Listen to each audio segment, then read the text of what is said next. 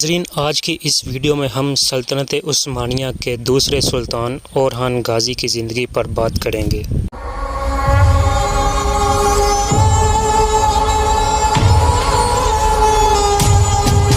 اورحان غازی سلطنت عثمانیہ کے بانی عثمان غازی اور ان کی دوسری بیوی ملخن خاتون کے بیٹے تھے۔ اورحان غازی 6 فروری سن 1218 عیسوی میں سوگوت ترکی میں پیدا ہوئے۔ یہ بھی اپنے والد عثمان کی طرح بہادر اور نڈر انسان تھے۔ بچپن سے ہی اورحان کو تیر اندازی اور تلوار بازی کا شوق تھا اور ان کے والد عثمان غازی نے خود ان کی جنگی تربیت کی۔ اورحان غازی کے 5 بھائی علاء الدین پاشا، کوپن بے، پزرالی بے، مالک بے، حامد بے اور ایک بہن فاطمہ خاتون تھی۔ علاء الدین پاشا اورحان بے کے سوتیلے بھائی تھے، لیکن دونوں بھائیوں میں سگے بھائیوں جیسا اعتماد اور محبت تھی۔ ناظرین، اورحان غازی سلطنت عثمانیہ کے دوسرے سلطان بنے۔ ان کے والد عثمان غازی نے اورحان کی بہادری اور شجاعت کو دیکھتے ہوئے انہیں اپنا جانشین مقرر کیا، جبکہ عثمان غازی کا دوسرا بیٹا علاء الدین پاشا سیاست میں کوئی دلچسپی نہیں رکھتا تھا۔ ناظرین، اورحان غازی نے سن 1323 سے 1362 تک حکومت کی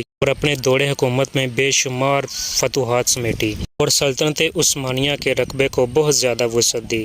تاریخ کے مطابق اورحان نے 4 شادیاں کی تھیں۔ اس کی پہلی بیوی نیلوفر خاتون، دوسری بیوی اسپورا خاتون، تیسری بیوی تھیودوڑا اور چوتھی بیوی افطانسا سے خاتون تھی، اور ان بیویوں سے اورحان کے 8 بچے تھے۔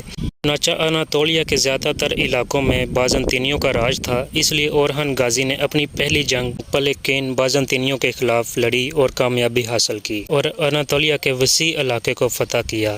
سن 1327 میں اورحان غازی نے ناکومیڈیا نامی شہر فتح کیا، جس کا موجودہ نام ازمیت ہے، اور یہاں اورحان غازی نے اسلامی دنیا کی پہلی یونیورسٹی قائم کی۔ پھر اورحان غازی کے بھائی علاء الدین پاشا نے ینیچری نامی ایک فوجی دستہ تشکیل دیا۔ ینیچری کا مطلب ہے نیا لشکر۔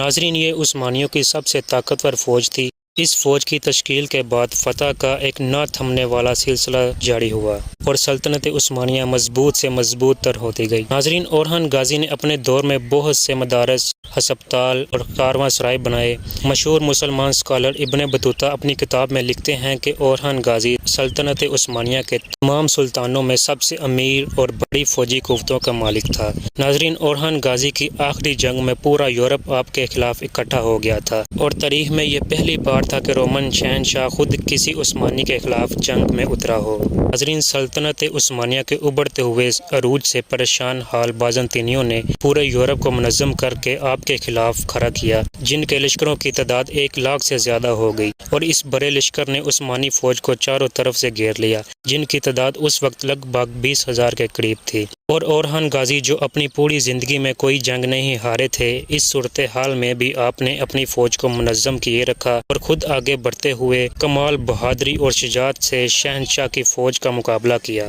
اور یہ جنگ بھی جیت لی۔ اورحان غازی کی اس شاندار فتح کے بعد پورے یورپ میں کہرام مچ گیا، کیونکہ اس جنگ میں عثمانیوں نے بہت بڑے پیمانے پر کافروں کا قتل عام کیا، اور جن علاقوں نے اس یورپی اتحاد میں حصہ لیا تھا، عثمانیوں نے ان سے بھی ان کی سرزمینیں چھین لی اور کئی علاقوں کو اپنی سلطنت کا حصہ بنا لیا۔ ناظرین، اورحان غازی کے دور حکومت کے 36 سال پورے ہونے کے بعد آپ کی وفات مارچ سن 1362 بورسا، ترکی میں ہوئی۔ اس وقت آپ کی عمر 80 سال تھی۔ ان کا مقبرہ آج بھی بورسا، ترکی میں موجود ہے، جہاں نہ صرف اورحان غازی بلکہ اورحان کے بچے اور بیویاں بھی دفن ہیں۔ تو ناظرین، یہ تھی اورحان غازی کی شاندار تاریخ۔